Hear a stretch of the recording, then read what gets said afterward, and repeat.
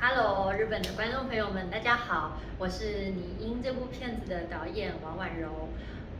这部片呢是讲述这位胡定一师傅的人生故事之外呢，我还试图整理了关于电影声音这个题目。那这部作品呢，是我在2014年到2016年这段时间制作的。那相隔了这么多年之后，能够在日本跟观众朋友见面，其实心中有非常的多的感触，但是也非常的高兴。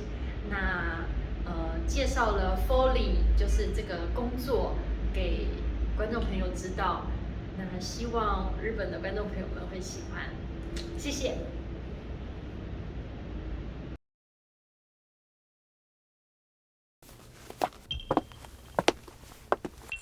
以前就是我们有一个电影专业的环节叫 A， 就是佛理，就是对着画面做写实音效，这叫佛理。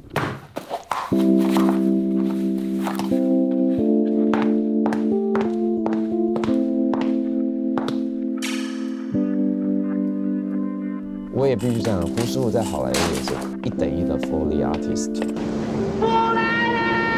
可是观众又不知道这个是后面我们事后加的。在这边待了40年了，说实在的，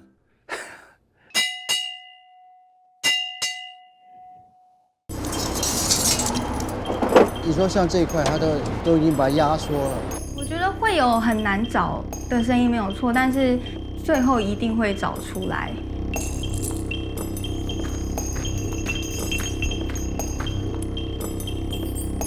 我都有准备了，这张还是我儿子的。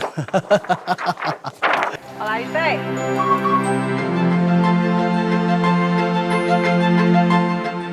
以前的都是事后配音的。配音员不是你声音配上就好，对到嘴就好。为什么？就是我感觉，这有音乐才能帮助他的戏。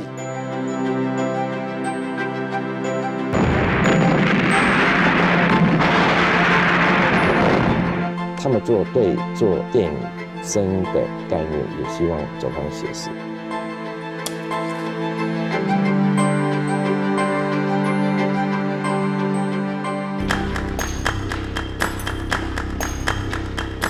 我觉得 Foley 很重要的是，他会偷偷摸摸的让这个戏的情绪更凸显。